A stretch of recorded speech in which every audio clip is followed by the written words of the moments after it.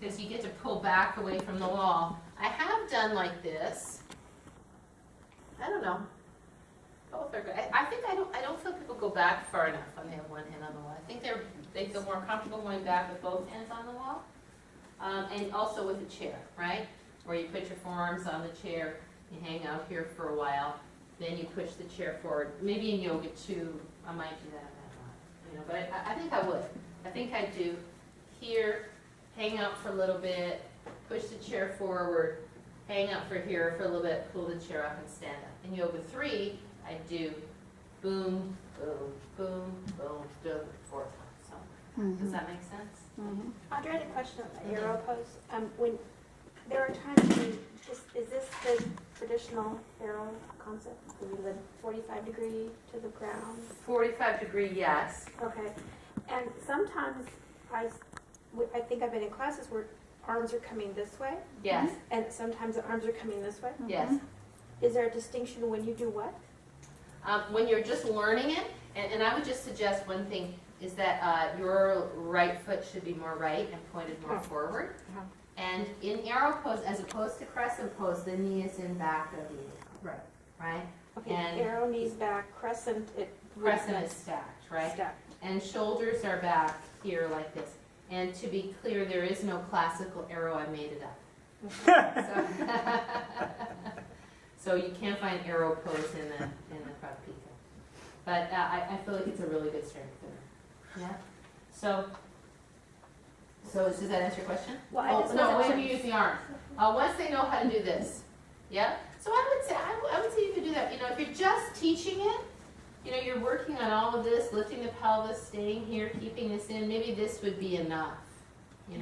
Or you could say, can you maintain that as you hold here? How would it be? Don't let your ribs dump if you came here. So this could be done in yoga 2 just fine. It's just more exploratively. Where in yoga 3, you'd say, okay, step forward to arrow pose.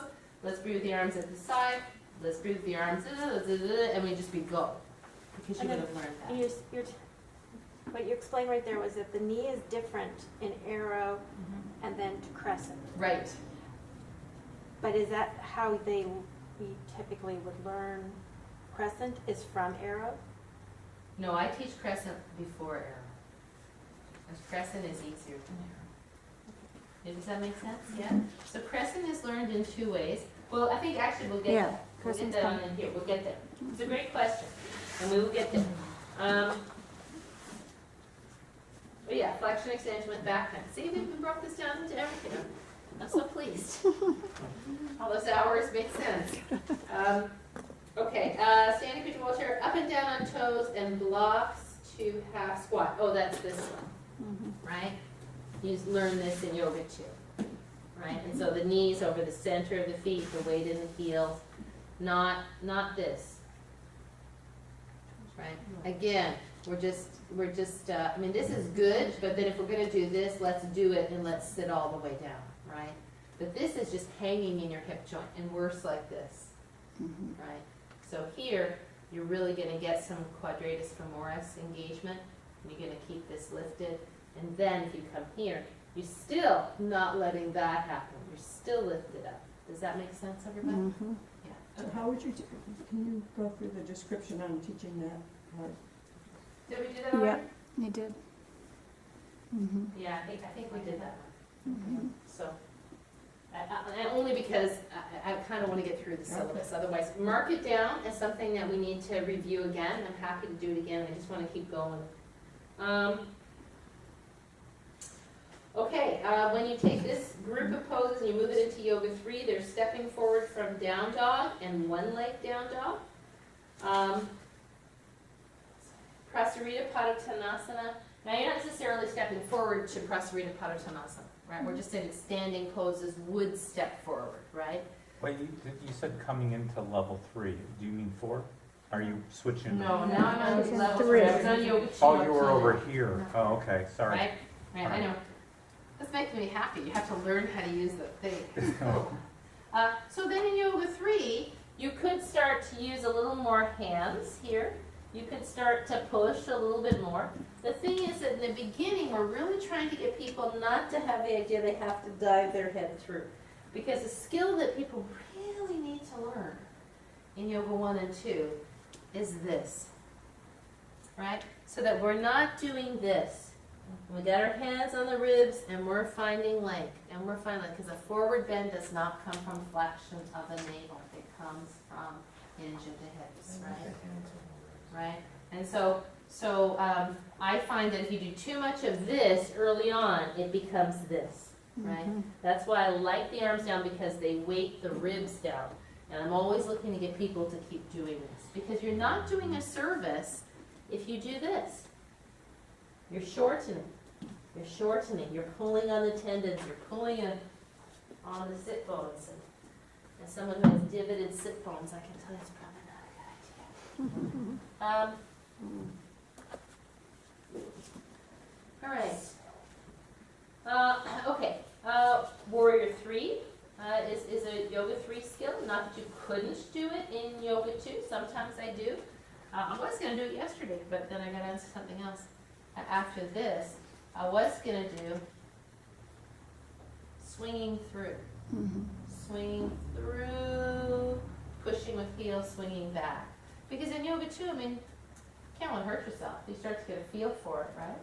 So you could certainly do that. But just having somebody go, okay, now we're going to do Warrior 3. It's not doing anything for them. They're not going to learn anything. Around the house and dragon are Yoga 2 skills. The main thing that they learn in those is how to understand where the sides of their pelvis are. Is your pelvis opening? Is it neutral? Is it closing? We have that in Yoga 3. Yoga 3, right? You said 2. Did I say 2? You did. Oh, okay. Sorry, I meant 3. Yes. Standing pigeon with arms forward is Yoga 3. Now without the wall, without anything. Up on toes, hands on shins to half squat, arms forward. Full squat, toes turned out, and with trunk flexion. So this one, maybe your heels are on blocks, full squat, and with trunk flexion, right? And then Hanumanasana is a Yoga 3 skill also. So all of those are flexion, extension poses, right? Quick question. Yes, sir. When you made the comment about around the house, is teaching the rotation of the pelvis? It's to know whether your pelvis is neutral, abducted, or adducted. Right? Because when I'm standing like this, my pelvis is neutral. Right. As soon as I do this, the pelvis is abducting. The weight of the leg is pulling the ilium this way. Okay. Right? If it crosses, it's abducting. It's adducting. I'm thinking sorry. of a different pose where we're, Yeah, here. No, she's just not doing it fully, Oh, but yeah. okay. So if I'm here, it's not just about swinging your leg around. It's about knowing I'm in neutral pelvis here. Now I'm opening the hip, I'm bringing the leg around. What's stretching, what's strengthening, right? Then what's stretching, what's strengthening here? you're stretching the hamstring. In the bottom leg, Yeah. My hip. both legs, but Yeah. yeah. Yeah. This has to contract, because this You're bone not- is you gotta heavy. be strengthening Right? the leg that's Glute. down. This is stretching, this is strengthening. Coming back to center, finding neutral pelvis, staying up out of the hip, crossing behind, strengthening the adductor as you stretch the abductor, and so on. Does that make sense? So that you're actually placing your limbs in space, not just swinging. Yeah, does that make sense? And dragon, same thing. Dragon is really about getting that little outside hip stretch, right? And I think we did dragon the other day. Yeah. Okay, once you get to Yoga 4, flexion extension poses. Prasarita Padasana, coming up and down with legs straight. For those who can do it. Deep spider. Do you know deep spider? Okay, well, we just call it that because who knows what else to call it. You can call it half squat with leg extended, I guess, okay? I have a question on that one. Mhm. Should both heels, should that back heel stay down? Because I can't do it with the heel down. That's your answer. I should do it. You can't. So, no, should you do the pose? No, oh, I hear your point, yeah. No, it is okay, if your knee is safe, to be on your toe here, Oh, right? As long as you can do this without your knee being like this or something, this is okay. This is a little deeper with the heel down, right? oh, So it's not crucial to, but it's not a safety issue. My main concern on deep spider is this knee, right? And you see people doing spider when they first come to yoga, and they're doing like, the configurations that people get their knees into, and you're just like, oh, and the feet are turned out. So it's all about the knees. And I don't know, we all try to go deeper. I never try to go deeper in anything. I know somebody's class, I never try to go deeper. I don't know. Maybe I did and I don't remember. That's very possible. Maybe it's just part of my history that I've blocked You're out. already in the deep end. Hmm? You're already in the deep end. Yeah. Yeah, you know, I guess I just never, the thing is, if you've worked with professional athletes, Olympic athletes, or you've made money dancing or doing something like that, then you do those kinds of risky things because it will affect your future, right? But to see recreational people doing these contortions in ways that are less than optimal in terms of their own health has always been very evident to me because I worked with professionals from the time I was 17. So it just, you feel sorry for them, really, because they don't live in a body that can do it. They're pushing, they don't have anybody that's a professional athlete or an Olympic athlete has trained the neuromuscular proprioception from the time they were little through progressions. So when they come to those things, it's all built in, it's all built in. And the problem with adults coming to these very vigorous things without that level of training previously is they look completely inelegant, completely inefficient, and they risk hurting themselves. So that's my standard answer to anybody when they do all that twisty stuff. It's like, well, you know, as long as you can be relatively safe, because you're not going to make any money from this, and you stand to lose a lot of money in medical bills. And I'm not against fun. I'm just, you know, it's not pretty to look at. All right. There's an N missing. Padangusthasana and Padahastasana. There's an Yeah. N missing in the first word. It's P-A-D-A-N. No? No? No. Oh, okay. That you're thinking of leg up. Oh, I'm thinking of Padangusthasana. flexion. Oh, yeah. Oh, this is Padangusthasana. Yes, sorry. And I may, actually, I should probably have put Padangusthasana in there too. It is, Oh, I it's do have next. it. Oh, yeah, I do, Yeah, okay. it is. Yeah. So, Padangusthasana is this.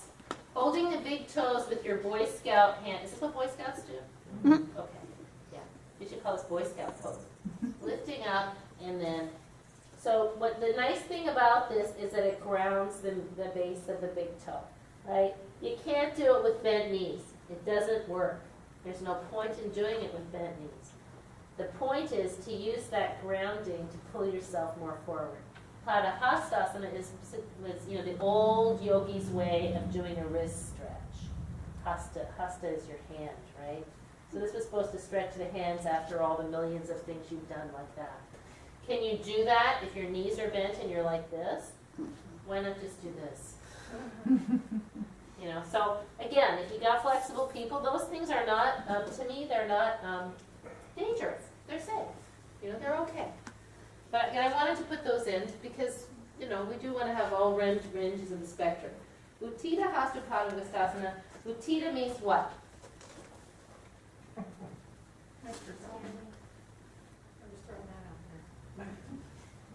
It means very stretched.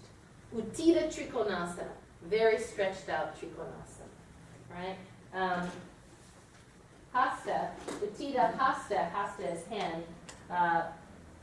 The Gusta is your big toe. Padangusthasana is hold the big toe of your foot because a pada is a foot, right? So that's this one,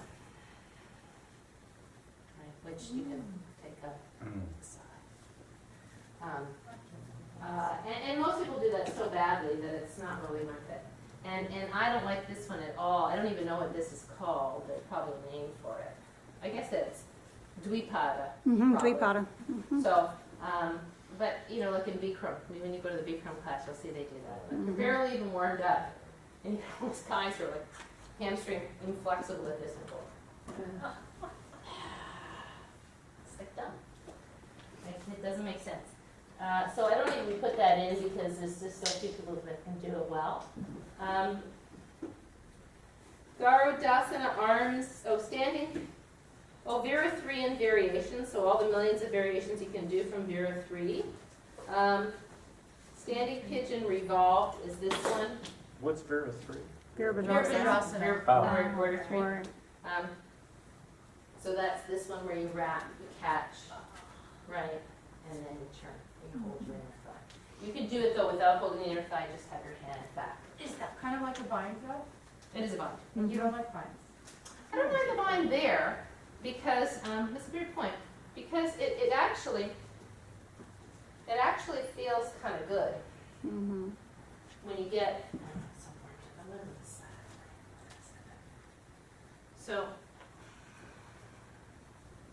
once you get that arm around, it actually feels kind of good because it helps you to take that top shoulder around. So I'm not cranking my thoracic spine, I'm just moving my shoulder. So again, if you're warmed up and you can do it easily, the wrap is, the bind is okay, but it's not crucial.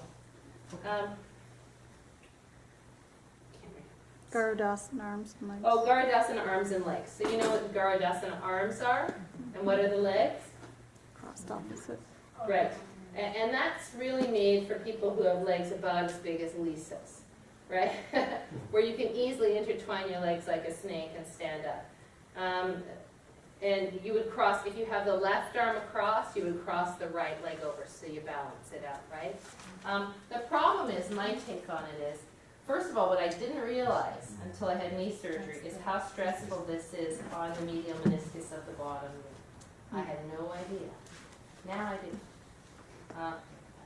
So the problem is, if you're not doing anything really well here, I feel like I'm just holding something for the sake of holding it. I'd have to nutate my pelvis, and as soon as I did that, I really feel my knee. So, like with my legs, it just doesn't feel good. With Lisa's legs, it might be all right. She's got less material to bind around there. But again, Why is it there? well, I got it in there just because, you know, sometimes on Thursday nights, we have the right people, it's fun to throw these things in, right? It's for fun. I thought some teachers do the arms though. We do the Without arms. I love the arms. We do. The arms are in other, But I this do is the arms all the time. level 1, level 2. Level 1 is this, we did this on the shoulder day, Uh-huh. remember? This is level 1, or this is level 1. This comes when, if you can make it to here and get some kind of action going, this is okay. If this is just like this, then it's not worth it. Better to do this or to do this. Yeah, does that make sense? Would it still come under a flexion and extension pose? no. Mm-mm. It's No, gonna be that in will come in shoulders, and it is in shoulders. Gotcha, okay. But I was just throwing that in, I was trying to think of everything that I could support. There's many things else you could do that I wouldn't support so much. Utkatasana variation, Garudasana arms and legs, needle pose. Everybody knows? Did you ask that though? Because you can go forward, bend the knees, and then Yeah, I've seen that too, I just round the didn't back know. like in cat stretch. yeah, that's a very good one. And I that's don't under know. shoulders. Yeah, okay. That's under shoulders. All right, cool. Yeah, I don't remember what needle I pose just is. was. we're not gonna get through all this today. We're on page 2. Needle pose is like splits. Well, it's this one we Upside gotta do. So we're gonna stay with it today, and next time next week we'll do something else. And then May 3rd we'll do something. We can do it in 4. I'll figure out what we gotta do. It just so happens I have a tremendous amount going on between now and the 3rd, so we'll see what I can figure it out. 3 of your standing pigeon, Garudasana, needle pose. Everybody knows what needle pose is, right? Would you do needle pose as a warm-up? No. Yes, in some classes they do. Did you go to a class Yeah. as a warm-up? Oh, yeah. Oh, Oh yeah, you told us about Yeah. that. Yeah. Yeah. Well, okay, there you I'm not go. very warmed up. I would suggest that needle pose could be a warm-up for That's Hanumanasana, the needle pose. right? That would be valid. Do you Okay, have so- to be able to get your legs in a needle to be able to do needle pose? No.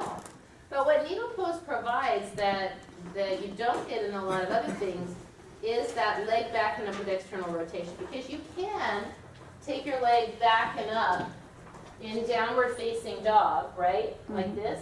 But I have sort of pretty much ruled that out now. I don't teach that at all because I see such poor examples of holding it straight. To me, if you can't do it straight, you don't vary it, you know? And so many people are having a hard time just keeping it straight. And when you roll out, I mean, that's just easy. Anybody can do that. You can torque everything, you can twist everything. And so if somebody comes in and I see them and they're doing their down dog and then they go like this, I know it feels good to them, I'm not gonna say anything. But if we're staying there, I'm trying to work on something, then I wanna make sure that they can do the other thing. However, in needle pose is a turned out pose. So you can't, I mean, I guess, not you can't do it without turning out. Look at those Chinese acrobats. They can do it 100% square, which is pretty amazing. And if they don't, they go to the black jail. So I personally cannot enjoy watching those Chinese acrobats because I think of them being taken from their families. So needle pose is turned out, it's not square? No, it's turned out. Exactly, it's turned out. I've been doing it wrong. Yeah, there you go. Yeah. Let's see. Utkatasana variations to squat. So if you come on Saturday mornings, we do, you know, when we get into the regular one, we do this, we do this, we do this, we do this, you know, all those things. So you learn those when you come to those practices. If you're not doing them yourself, you're not going to teach them. So. Let's see. And really for stuff like that, it's not like you can say, okay, let's learn how to do this, right? It's sort of like if you can do all the rest, then that's one of those things, where you just do it, you know, and it'll either be there for you or won't. And then you just do it more, you know, and do your other things more that will build the strength and the flexibility to do it. Malasana, garland.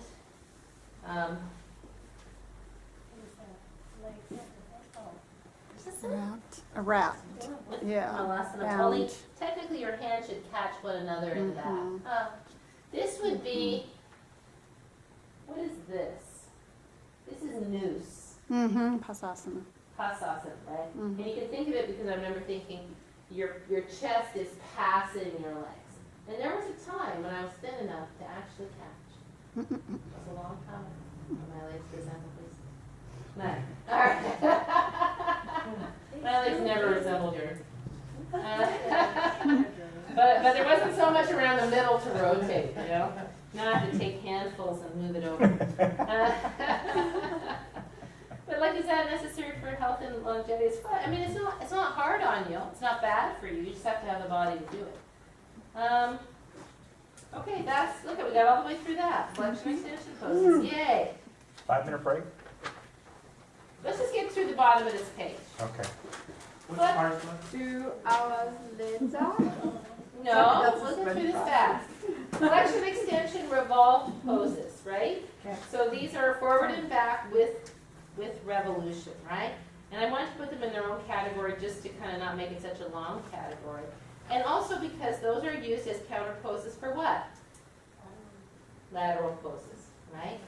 So in Yoga 1, you're doing revolved triangle. That's your primary flexion extension with revolved chair or blocks. In Yoga 2, you're adding revolved high lunge. Why is revolved high lunge harder than revolved triangle for a beginner? Can you say that again? Sure. So why do we put revolved high lunge as a Yoga 2? Why don't we put that in Yoga 1? Why is that harder than revolved triangle?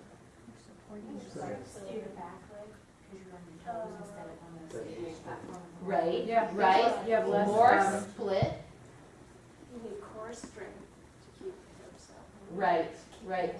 Right, right. It's just bigger. You have to step back farther, so your front hamstring has to give more. You have to have more front hip opening. You have to have proprioception to not sag. So that becomes to me a yoga 2 pose. Not that I haven't. I've done it in yoga 1. I've done it in yoga 1 with a chair, putting a chair next to it, just like you would put a block here, putting a seat of the chair there, and that seems to work pretty well. In yoga 2, you have revolved arrow, or yoga 3, you have revolved arrow, revolved namaste, and revolved half moon. Yes? Everybody knows what those are? Mhm. See how fast I'm going?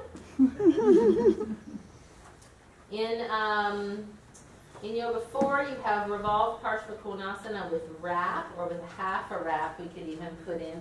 The only thing is that in classical revolved Parshva you have your back foot turned out, which to me is unbelievably dysfunctional with a wrap, because now you got this half of the pelvis going this way and you're going to turn that way. So if you're going to do it, it's basically revolved namaste. Here's what I call the half a wrap, where you put we've done this before, you put your elbow on your thigh, you parallel your IT band, you extend the spine, and then you rotate. So that would be, what do we call that, Darcy? I don't know. Half a. Harvrita. And then, I'm not. Harvrita. Then there's this one. Yeah, You get that's your the hand, wrap. and you wrap, Mhm. and then you, Mhm. if you're not as chubby as some people I know, you can do that pretty well. That would go to not having too much stuff in the way. And it's not a terrible bind, because if you're long enough and you're flexible enough, it's not, the binds that I don't like are the ones that really break the SI joints. In that one, your pelvis is coming pretty well. The ones I don't like are when you go like this and you go against the grain of your SI joint. Those kind of bother me. And again, is that necessary for health? No. If you can come into it easy, good idea. If you had to force yourself into it like I just did, not so good. With your phone. And on both of those, you want to do some, because especially in yoga 1, it's a back bend. You want to do some kind of back lengthening afterwards. So if it's on the chair, I link your pony. If it's at the wall, I put your legs up, bend your knees, and hang forward. Even if it can't hang forward, with hands on blocks. Right? You have them there. And you're doing that to lengthen the back, you said? Right, because we've just come from back bend. So now we want to come to neutral and then take the back in the other direction. Yeah? So that's the counter pose. Crescent coming up from blocks up to stand. We just did that last time, right? How to do that? So that's where yoga 2. Am I talking too loud? My voice is wrong loud. Sorry. That's where you do. Yeah. That's where you have your hands on the block, put one hand on your thigh, fingertips on the block, one foot, the other foot come up. So now you're learning to come up from the floor in yoga 2. Sometimes, I think I said this last week, sometimes in yoga 1, I'll do this. Sometimes I'll say hinge at the hips, lean forward, step the foot back, reach one arm up, reach the other arm up, come up. Sometimes I'll do that like a little baby one, you know. And it just kind of depends what you're doing. But we know that back bends can hurt back, so we have to make sure that we're safe. Crescent after arrow. So now we've learned arrow, how to shift back, how to find that. And now we put it together with crescent pose, right? So in yoga 2, you're learning how to do arrow, how to do crescent coming up from the floor, and how to put them together, right? So that you start developing this skill that every time you come in and out of a pose, you're coming through arrow pose. You're not just floopsing. Kneeling crescent with blocks, I put that in there. Remember, I just did that, right? In yoga 3, crescent from step forward. So that's bend from down dog, bend the knees, inhale, step forward, exhale, inhale, arms up, exhale, press back. Kneeling crescent, hand up and with back bend and appropriate. We can put 2 hands up. We can do that, right? Kneeling crescent, 1 or 2 hands up. 1 or 2. And then current favorite stretch. I mean, that's not a standing pose, but I just stuck it in there because you're sort of standing, you're just standing on one foot and a knee, right? Everybody knows current favorite stretch with a blanket. That could be a yoga 3 pose, although I was coming on Thursday and I saw that Andy was doing it in yoga 2. So if I do it in yoga 2, I generally don't put the foot up the wall. I'll do like this, lean forward, stretch. If I did put the foot up the wall, I would be very careful. I also let people whose feet are really cramping put their foot up with a blanket on the chair over the edge of a chair. And then they can lift up. But there's no way in yoga 2 that you should be doing standing on your knee and foot up the wall. These are people who have just come from yoga 1. Do you know what I'm talking about? That's definitely yoga 3 or yoga 4 pose, because we have to really remember that when I'm not doing it right now, but if that bottom knee, I was standing with my foot up the wall, that's dangerous. But isn't his class at 3, On Thursday? at 5:30? No, it's at 2. Monday is Tuesday's a 3. 2-3. Monday or is Monday. 3. Allison on Monday is at 3. It's supposed to be at 2 because then there's a 3-4 afterwards.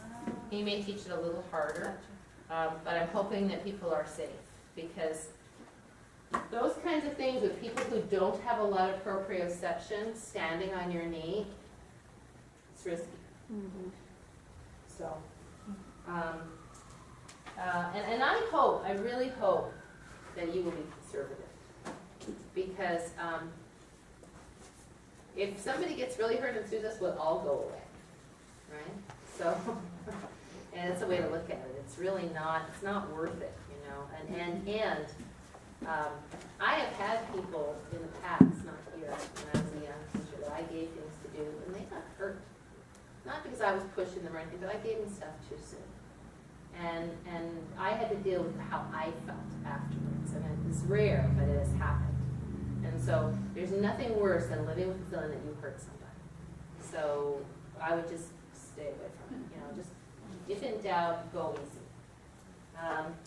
All right. Where are we now? Level 4. Kneeling crescent with deep back bend in yoga 4. That could be kneeling current favorite stretch with deep back bend. I could put that in, or current stretch. And then there's Natarajasana and variations.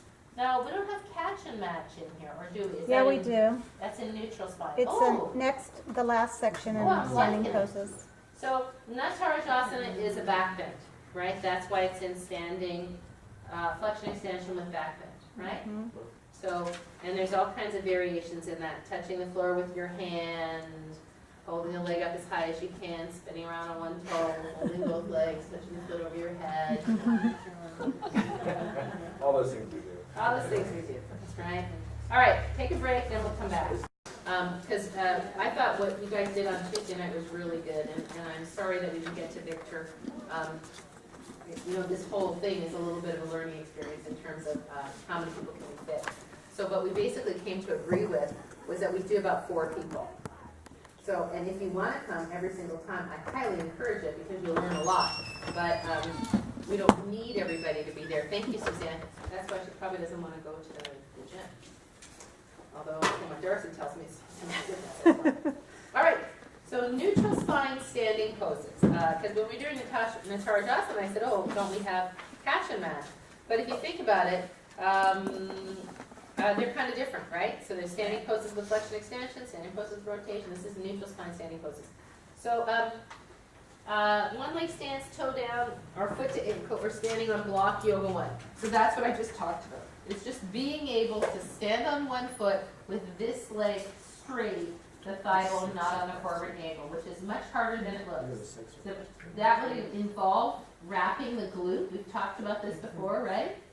Have we talked about this? Mm-hmm. Right? Yep. So that, because if you're standing on one leg, what does this side of the body want to do? Fall down, right?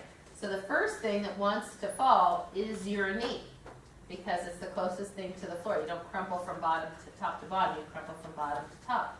So when you pick this foot up, it's important to engage that, you know, I always say, don't clench the glutes. Don't clench the glutes when you're standing on 2 feet because it will externally rotate your thigh. But if you're standing on one foot, contract the glute maximus which is the wrapping muscle, because it will pull your knee from falling in. It's like this side of the building wants to collapse, right? So wrap that muscle, contract the glute, start with the toe on the floor, kick the toe off the floor.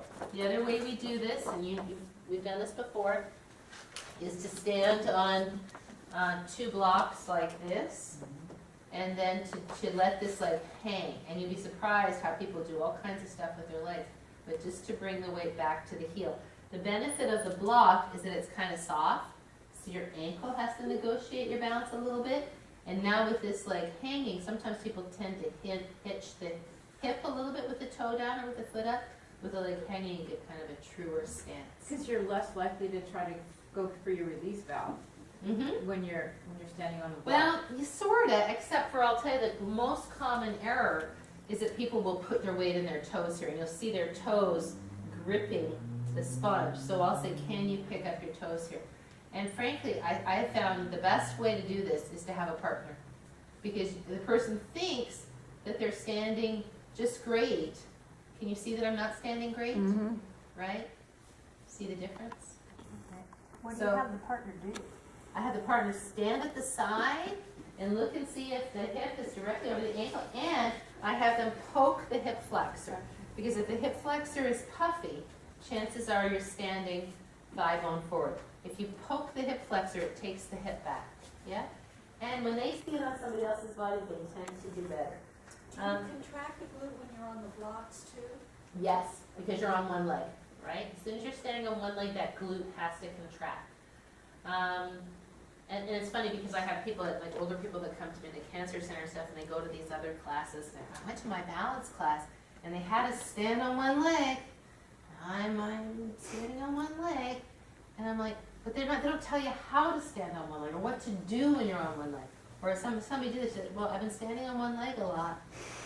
This is not healthy, you know, because over time that's pretty dysfunctional. It doesn't create the support that standing on one leg should do. So, okay, so that's yoga 1. Yoga 2, tree pose, foot to ankle. So if they could do this pretty well, which most yoga 2 people can, I might have them turn this leg out.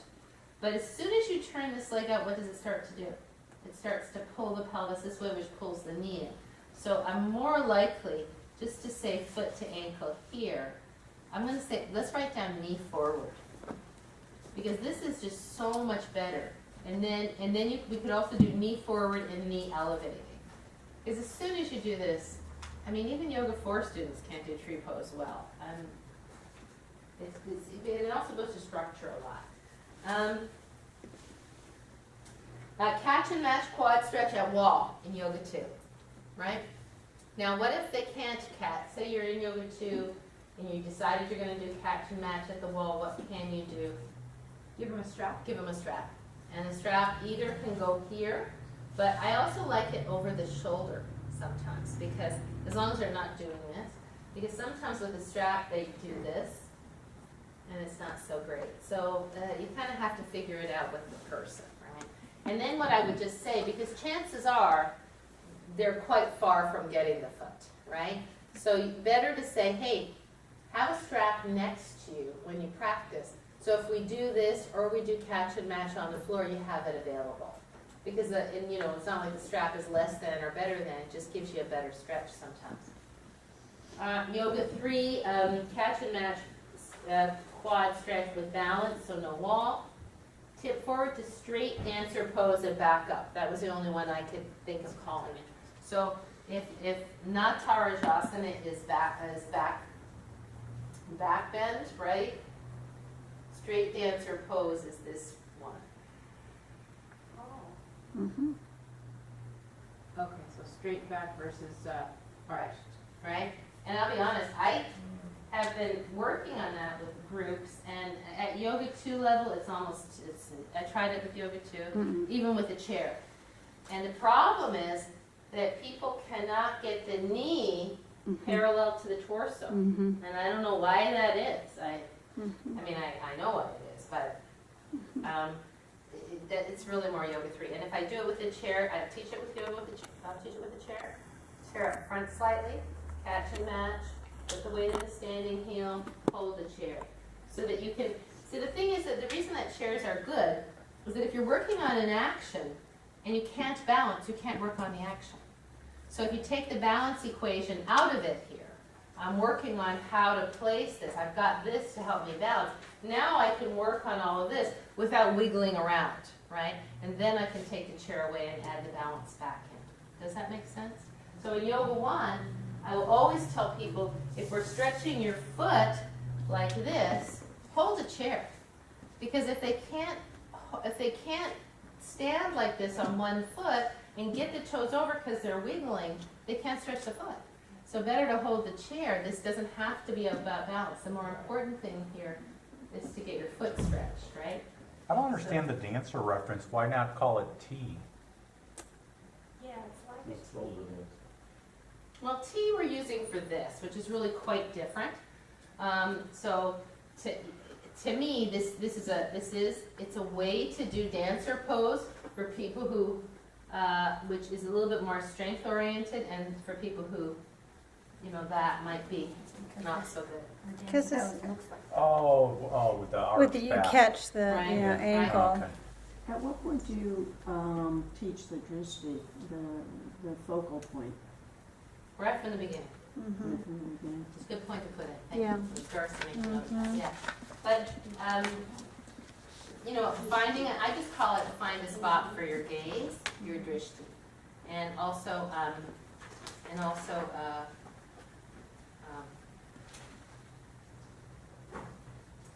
I was gonna say. Yes, go ahead, Victor. The placement of the chair for the tip forward, straight down, is it in front, To the side and front. to the side in front? Yeah, so the back is here. The back two legs are on, yeah, or off. I mean, at that point, Yoga 3 level, we hope that we don't have to worry too much. They can figure Just it to the out. side in front. Right, yeah, just so that you can lean forward, yeah. Remind me, like anything like this that you're not sure of, next time you come to the appropriate level class, ask me, and I can throw it in and we can work on it, you know? Because I forget what we've talked about 3 seconds after we've talked about it. And then to me, it's funny because you can go to lots of yoga classes, and the very first yoga class you ever take, you do tree pose. And to me, tree pose is a Yoga 4 pose because it's so difficult to do well and to do in a way that the pelvis is level and all that stuff. So I would rather do all those other things and then build up to tree pose in Yoga 3 or Yoga 4. Okay. Weight bearing on arms, shoulders, and shoulder stabilization. Now, I kind of broke shoulders into different things here. One is more about shoulder stabilization. One is more about shoulder mobilization. And inversions do a little bit of each, right? So, so there will be some repeating in this. Does that make sense? Oh, and then, isn't there a section on chest opening? Uh-huh. Where is it? It's after back bend. Oh, it's on, so maybe the chest openers should go, Well, shoulder mobilization comes after chest openers and before inversions. It's on page 5. oh, I was looking in the wrong here. Oh, I see, I was looking at 3. Okay, so we go from neutral spine standing poses to shoulder stabilization to, why did we go to back bends? I don't know, that's the way it was. Okay, well, we need to change that. Okay. I'll, just don't worry about it, Darcy and I will look at it. Yeah. Also, we have 2 page 4s and no page 6. Does that have page 4? Get, 4 is on the back of 3. they should be back to back. 6 is on the back of 5. Hang on, let me get the Well, other yeah. copy. I have a repeat of 2. Sometimes the copy machine does Yeah, I have the same problem as Pat. Oh, while she's doing that, let me just ask you about Tuesday nights. Victor was talking about videoing. What I've determined is that Darcy is, Darcy does a lot of helping for me. And for her to teach all day Tuesday and then stay to video is just a no-go. She did it one time as a nice thing, but we're definitely not gonna ask her to do that again. So, I'm not convinced we need to video that. Because it's kind of hard to set the video camera. If we have 3 people who are going to teach and practice, I think we should just let go of the videoing. And you just come to enough of them that you practice, that's all. Because you have plenty of video to watch and other things. But if, let's say, you wanted yours videoed, and you bring an iPhone, I would be happy to video your 10-minute segment that you're going to do. Oh, there you go. Does iPhone, You can video. okay, all right, well, that's fair enough. Let's do that. If you want to have a video of yourself teaching, because the whole thing was too downloading it so everybody else can watch, that's a good idea, don't you think? And the first Tuesday, last Tuesday, the only Tuesday that we will video is on YouTube, it's on the channel, so all the videos are up and this take it one off. will be up. It's just such a big deal. You can take it off. Edit and Yeah, we want to be fair to transfer. everybody, if nobody else gets that opportunity. Separately, it was in the standing poses, it was just the standing poses that have back bend. Right. So Right. I don't think you move it probably. Well, what I'd like to do Just with the is standing I'd like to poses. go, no, I think, no, not move that. What I'd like to do is I'd like to go from neutral, so there's standing poses, right? Right. There's all kinds of standing poses, ending with neutral spine standing poses. Right. Then I'd like to go to weight bearing on the arms and shoulders, so stabilization. I'd like to go to mobilization. I'd like to go to chest openers. Oh. And I'd like to go to inversions, and then I'd like to go to back bends next. Because if you were doing a class, just in the terms of that sequence that we talked about at the very beginning, after standing poses, you would probably do some kind of upper body strengthening or stretching. And then if you did inversions, you would do back bends after. You don't do back bends before. It depends. That's kind of a hard one. So it doesn't really matter, but I'm gonna try to put all the chest and shoulder stuff together, right? You would do easy back bends before you do inversions to open the front body. But you wouldn't do a whole lot of wheel and then a whole bunch of handstand. Does that make sense? That's where the inversion before back bend would come. It does generally, but why wheel handstand? What's the? Well, because there's a lot of work in the arms. Okay, just because the arm strength. Right, Okay. right. Well, and classically, honestly, the reason you did handstand and then back bends is because you do handstand to a back bend. You drop over, right? So, since we're not doing that, we don't have to worry about it. We could drop over a ball. That'd be pretty. Okay, so we've solved the Tuesday night thing, and I think that we have, for this Tuesday night, we know who's teaching and what's going on. If you want to join us, feel free to do that, because I think it's invaluable. What day are you leaving, like June 10th? Come June 10th, I'm going to be teaching Wednesday nights. And I am unlikely to do too many Tuesday nights, because I have to have one evening off. So, it may be that those Tuesday nights become times that we practice together. I know, video yourself and send it to me. No. I might be able to do like every second one or something, but once I start teaching, the nice thing about this, I'll have one Wednesday off after the mindfulness and before I start teaching your class. I was really worried about that one. Yeah. It wouldn't even give you. One Wednesday off. I know, right now I have no nights off, and I don't want to do that all summer. All right. And aren't we didn't you say we're gonna do Harvard Botanical, but at a different time and not in the morning like we did last summer? Correct. We're not going to have a whole day of Hartley Botanica like we did last year, but we will do some, but I'm honestly just a little bit slow. I haven't got that figured out yet. It's on my list, though. It will get done. I've agreed with Barbara that we will do it, but I don't know what days. And it's it's only for July and August, so I have a little bit of time yet. Okay, what page are we on? 4? 3. Oh, dang. Okay. We're at the top of the weight bearing, arms, shoulders. Yeah, okay. What do we need to do in Yoga 1? We do very little weight bearing on the arms. Shoulders up, back, and down, shoulders in pockets concept, those things need to be taught in Yoga 1. Pull back, chest opener. Why is that in chest openers? Oh, of course it is. Why is pull back chest openers in shoulder stabilization? I don't know, because that's where you put it. No, Oh. no. Because your shoulders and your chest they're part and parcel. And If you open your chest, what do your shoulders have to do? go back and down. Stabilize into your back.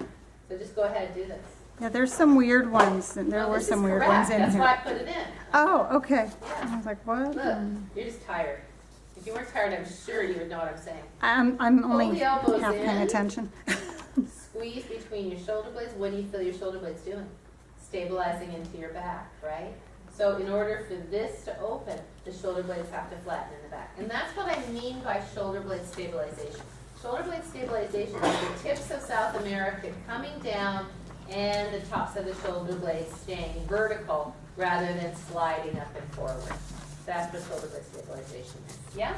So all of these things are meant to do that. Shoulders up, back, and down, stabilizes, right? Shoulders in their pocket, pull in, flatten in. Torso incline, arms, side, squeeze between shoulder blades. That's this. Calf stretch, right? So you've taught them the hinge at the hips, you've taught them the calf stretch, then you say hang your arms like this. Now, roll your shoulders back, bring your hands beside your torso. It's shoulder stabilization, right? Because the shoulder blades have to stabilize into the back to hold the weight of the arms. Isn't that arrow? Well, I'm talking about things you can do to create shoulder stabilization, right? So it's not we're doing a pose. This is about practices that you do that create shoulder stabilization. Because in your teaching, you can think, well, I want to stretch hamstrings, I want to strengthen the hips, I want to mobilize the shoulders, I want to stabilize the shoulders. Those are all things that we're trying to achieve in the body, right? Shoulders that are mobile, but also stable, right? Chests that are open, shoulder blades stable. Does that make sense? Yeah? And it's the only way I can do it. I mean, that's why I broke it down like this, because what I'm doing in those purple sections, thanks to Darcy giving it a color, is I'm trying to say these are the things we're trying to do in the body, right? That's why it took me so long to do this. W's. It's a chest opener, yes, but it's a massive shoulder blade stabilizer, yeah? Really, really good one. Christy and I are going to go on sometime, Friday, May 8th, for a whole day of some PT teaching shoulder diagnostics. So, so we'll bring those back, and hopefully we'll come up with even more juicy shoulder stuff, because we can use it. None of this was really in the realm of yoga before. But now, you know, yoga was created before the internet. So now we have to do shoulder blade stabilization. We have to do these things because the things that we used to do to stabilize the shoulder blades, people can't do it. Right? They can't get there. So we have to do these kind of intermediate steps to get the shoulder blades, the chest open and the shoulder blades stable. And you're using stabilization, not strength. Right, right. I just wanna Because, point yeah. that out. Because we're really looking to see that one of the biggest problems with shoulders is that the shoulder blades are not stable. So if you say strengthening, it is strengthening, Okay, I gotcha. but that we're using practices that will flatten the shoulder blades into the back, right, for that purpose. Yeah, but you're right, you were right, it is. Open and close the elevator door is this one, right? Definitely a great one. And then you can do this, you can add all those things that come to your mind. Okay, so shoulder stabilization. Down dog to plank is a great shoulder stabilizer in yoga too. Why? Is down dog a shoulder stabilizer? No, because they're coming up. Yes. Down dog is a shoulder mobilizer. Does it strengthen the upper body? Yes, but it's not a shoulder blade stabilizer because the shoulders have to be mobile in downward facing dog. But downward facing dog to plank is a shoulder blade stabilizer. Right, because you come from shoulders elevated and you draw the shoulder blades down and you stabilize them. In fact, what we should put in Yoga 1 here is Alice is walk up 1, 2, right, from the chair, right?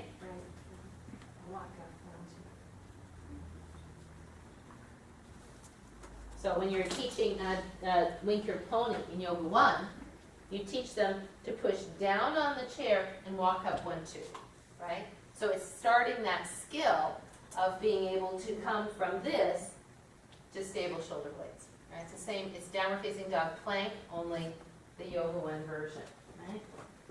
And I used to try to do in yoga one, I would try to do downward facing dog on the chair, walk back to plank on the chair, but it just never worked. So many people have shoulder injuries, wrist injuries, they're complaining about the heel of their hand and their hands going to sleep, and I'm like, okay, this, it's not optimal. So we'll kind of let that go by the wayside. Plank, great shoulder blade, stabilizer, sidewall pushed away. It's a mobilizer in the sense that the shoulder blade has to move in, but by this action of the elbow coming forward, it's a stabilizer. Does that make sense, right? So as soon as we do this, and the tip of the South America is coming down, we're creating stability. So that wall pushed away is a good yoga too. Still, and I find this, even if you don't do a whole lot of it, this is just a great practice for our contemporary culture. Because most people cannot get their hand flat with their shoulder blade down. It's very rare, in fact. And that's a natural range of motion. It's not, I'm so super flexible. That's a natural range of motion that most people have lost. So, you ask a kid to do that. Any kid can do it, right? Hand on the wall, shoulder blade down, hand flat. Where does it start getting changed? 18. Yeah, maybe now a lot earlier. It's younger right? than that. A lot earlier. Did you see the article in the LA Times on cervical spine issues and texting? I'll copy it I'll send you the link. Did you see it? No, but. Well, there's a whole article on orthopedists seeing teenagers now who are having cervical spine issues from texting. Right? They don't stand up straight. Right. Well, everything is head down. Right? Yeah. Yeah. Well, just, Wall-E.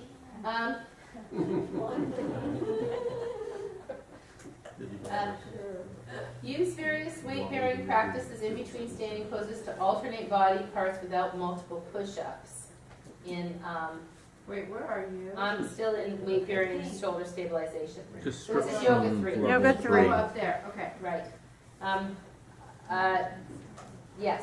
So, and you just have to know that it's hard, Darcy said it's hard to get, for some reason, it's hard to get those things at the top of the I page. tried to Didn't do want it the you to best I could. I'm not, like, this is not like my forte at all, so. No, she's used to having people. That's right.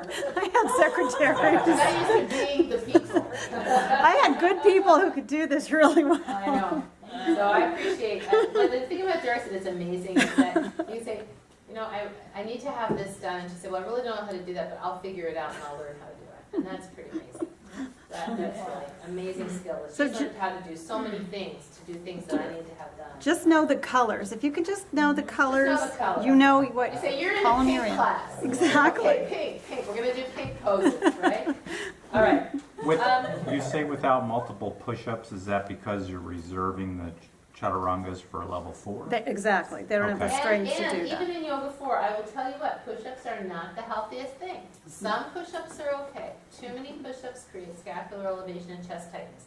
Push-ups were really good when people carried stuff on their heads. But now that we type all day, and we're already like this, and we ride bicycles, and we do all those things that already bring us like this, push-ups are just exacerbating the problem, right? So push-ups to me go away as the prime ultra upper body strengthener. I so much prefer side plank because, for people who could, are athletic and can do those things, because you can keep that chest open and the shoulder blades stabilized down. You're not going to do this, right? Because even really good push-uppers, they get to X number of push-ups and they start, muscling it. So if you do multiple push-ups, make sure every single one is in perfect form. Do fewer, but do them well. All right. Plank, one leg back and up to down dog. Why is that good?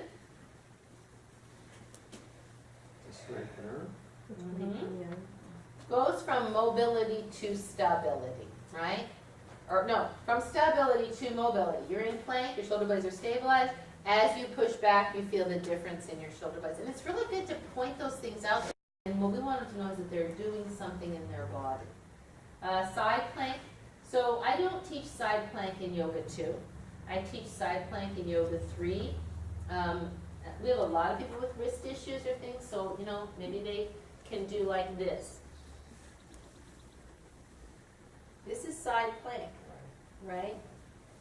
But to me, in Yoga 2, we have so many other things to do that I don't start teaching it here. They're just learning to do chaturanga on the knees, yeah?